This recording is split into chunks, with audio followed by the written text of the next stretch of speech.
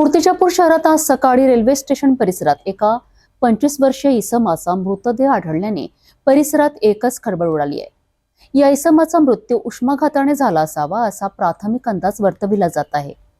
या घटनेची सविस्तर माहिती आमच्या प्रतिनिधीकडून जाणून घेऊया।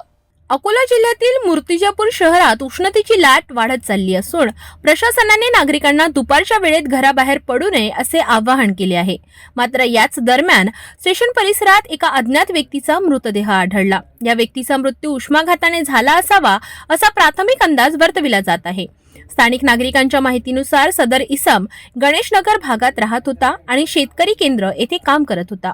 घटनेची माहिती मिळताच संत गजानन महाराज आपत्कालीन पथकाने घटनास्थळी धाव घेतली आणि मृतदेह उत्तरीय तपासणीसाठी लक्ष्मीबाई देशमुख उपजिल्हा सामान्य रुग्णालयात हलविला। या प्रकरणी पुढील तपास मूर्तिजापूर पोलीस करीत आहेत। या घटनेने नागरिकांमध्ये भीतीचे वातावरण निर्माण झाले असून उष्णतेचा झळा दिवसेंदिवस वाढत असल्याने खबरदारी घेणे हे अत्यंत महत्त्वाचे आहे। प्रशासनाच्या सूचनांचे पालन करणे अत्यंत गरजेचे आहे।